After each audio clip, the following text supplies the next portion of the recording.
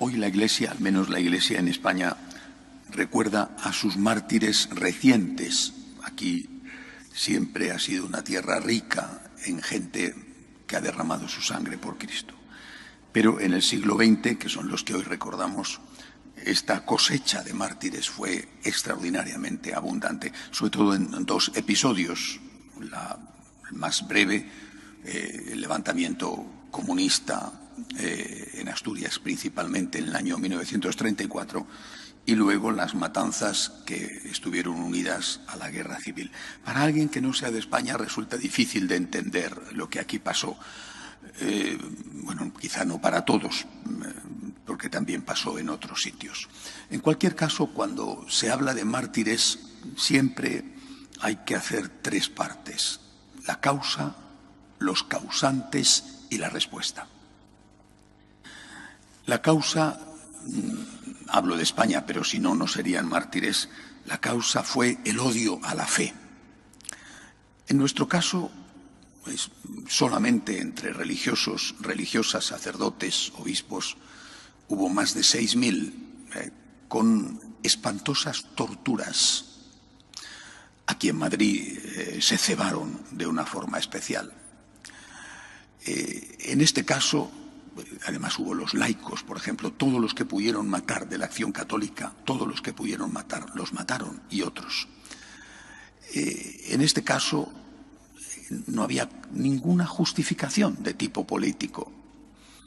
Por supuesto, en el 34 no había guerra civil, pero es que en el 36 los sacerdotes no estaban metidos en partidos políticos, no estaban metidos en la CEDA, por ejemplo, no estaban metidos en ningún tipo de organismo a favor del golpe de Estado, a favor del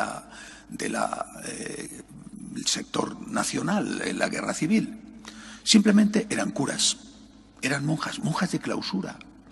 Las sacaron de sus conventos y después de 1000 fechorías las crucificaron, las mataron, las torturaron. Es decir, no hubo una causa que no fuera estrictamente, exclusivamente el odio a la fe, y por eso son mártires. A veces se duda de que en otros países, en otras circunstancias, si tal o cual que ha sido o que va a ser beatificado, canonizado, de verdad murió por odio a la fe, porque estaban próximos más o menos a determinadas líneas políticas. En el caso de España, nada.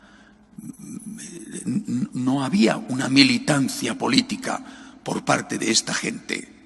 No digo que entre los laicos no la hubiera, pero desde luego entre las monjas, imaginaos las monjas de clausura, entre los religiosos, los sacerdotes, había simplemente por parte de los que mataron odio a la fe. ¿Quiénes fueron los causantes? Porque esta fue la causa. Pero ¿quiénes fueron los causantes? Esto es hoy muy incorrecto decirlo. Los mártires son muy incómodos porque al final tienes que decir quiénes fueron los causantes. Y como hoy no se puede decir nada que afecte a aquellos causantes y a los hijos, herederos, descendientes, seguidores de aquellos causantes, pues resulta muy incómodo decirlo. Entonces, tal parecería que los mártires murieron de gripe. Murieron de gripe, ¿no? Iban por el camino, les cayó una piedra encima, murieron aplastados. Pues no, murieron por los comunistas. Estos fueron los causantes.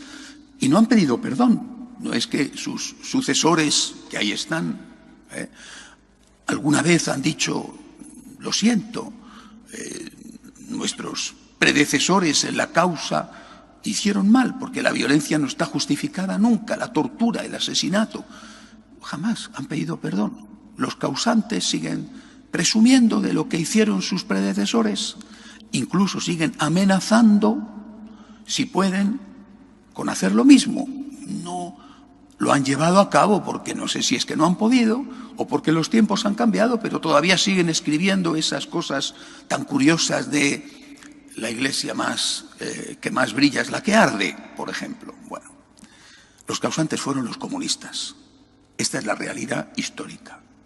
no se han arrepentido y jamás han pedido perdón de ello. Esta es la realidad histórica, aunque hoy no sea políticamente correcto decirlo, y para muchos sería mejor decir que murieron de un ataque al corazón aquellos miles y miles de mártires españoles. ¿Cuál fue la respuesta? Porque eso es importantísimo. Porque esa tiene que ser nuestra respuesta. Sabemos cuál fue la causa, el odio a la fe, y sabemos cuáles fueron los causantes, es decir, quiénes tenían el odio a la fe. Pero es importante la respuesta. ¿Qué respuesta dieron? Fidelidad a Cristo y perdón a sus enemigos. Y eso tiene que ser también nuestra respuesta. Sabiendo quiénes fueron los causantes y por qué lo hicieron.